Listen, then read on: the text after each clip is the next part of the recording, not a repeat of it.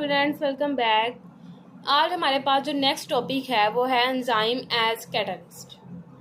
Last time हमने देखा था कि जो कैटलिस्ट होता है उसका क्या इफेक्ट होता है, लेकिन आज हम देख रहे हैं एंजाइम को कि एंजाइम हमारे पास क्या है, एक प्रोटीन है जिसको हम कैटलिस्ट के तौर पे यूज़ करेंगे।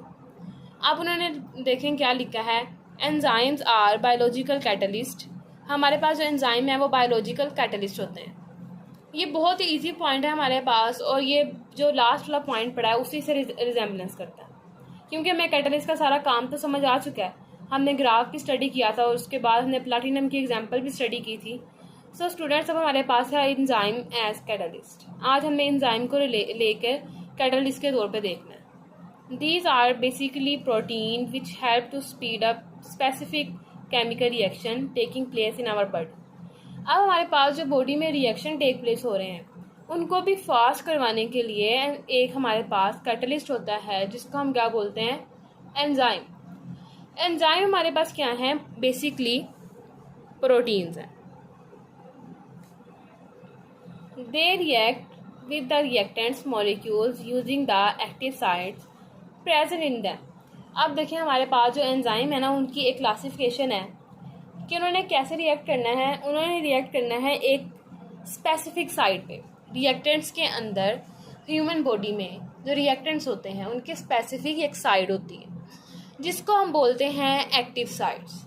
उस एक्टिव साइट पे जाके जो एंजाइम है वो रिएक्शन टेक प्लेस करवाता है, उस पे जाके अटैच होगा, फिर वहाँ पे जाके रिएक्शन करवाएगा।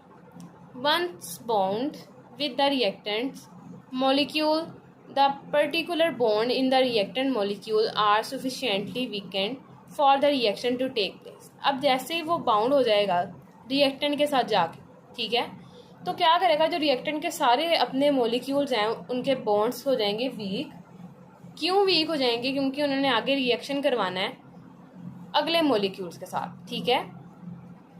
जैसे हमारे पास एक एंजाइम आके एक्टिव साइट पे बाउंड हो जाता है रिएक्टेंट के साथ, क्या होता है, हमारे पास जो रिएक्टेंट के सारे मॉलिक्यूल्स होते हैं ना उनके बॉन्ड बहुत वीक हो जाते हैं। जैसे बॉन्ड वीक हो जाते हैं हमारे पास क्या होता है, आगे रिएक्शन स्टार्ट हो जाता है। The product form then dissociate itself from enzyme which is then free to bind another reactant molecule. अब हमारे पास क्या होता है कि एक एंजाइम जब प्रोडक्ट बना देता है तो क्या करती है, जो प्रोडक्ट होती है वो अपने आप को अलग कर लेती है एंजाइम से। क्यों? Which is then free to bind another reactant molecule, क्योंकि अब वो किसी और जो रिएक्टेंट मॉलिक्यूल है उसके साथ लगने के लिए, बाइंड होने के लिए तैयार होता है एंजाइम, ठीक है। जैसे प्रोडक्ट बनती है अपने आप, जो प्रोडक्ट है वो अपने आप को एंजाइम से अलग कर लेती है, क्योंकि अब नेक्स्ट उसने किसी और के साथ भी रिएक्शन करना होता है। सो डैट्स वाई उसको अपने आप को एंजाइम से फ्री करवाना पड़ता है। Active site present enzymes are very specific such that a particular enzyme can catalyse a specific reaction on. अब हमारे पास जो एक एंजाइम है वो ये नहीं कि सिर्फ एक ही एंजाइम है और वही सारे रिएक्शंस को जो बॉडी में हो रहे हैं सबको वही जो है एक्टिव करवा रहा है। No, that is not possible. There are several enzyme जो इस तरह काम करते हैं स्पेसिफिकली।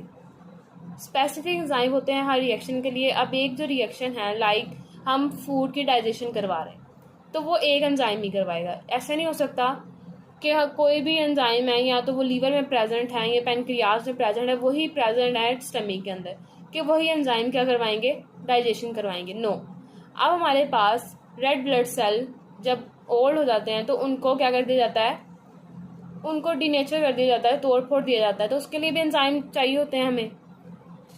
वो एंजाइम कुछ और होते हैं। इस तरह ही आप देखें, हर एंजाइम का क्या है, अलग अलग काम है। स्पेसिफिक एंजाइम है, हर काम के लिए अलग एंजाइम है। आई होप सो स्टूडेंट्स के ये बहुत छोटा सा पॉइंट था, आपको अच्छे से समझ आ गया होगा। नेक्स्ट हमारे पास जो पॉइंट है इंशाल्लाह नेक्स्ट लेक्चर में स्टडी करेंगे। सबसे लास्ट पॉइंट है जिसमें हम ऑल ओवर जो पूरा हमारे पास चैप्टर है ये काइनेटिक रिएक्शंस का, उसको हम डील करेंगे फूड इंडस्ट्रीज़ में, कि कैसे हमारे पास रिएक्शन काइनेटिक्स किसी भी इंडस्ट्री के अंदर की जाती हैं, कैसे उनको देखा जाता है, कैसे रेट ऑफ रिएक्शन का देखा जाता है, रेट ऑफ रिएक्शन पे कौन सी चीज़ें इफेक्ट करती हैं, सब चीज़ें हम उसमें पढ़ेंगे।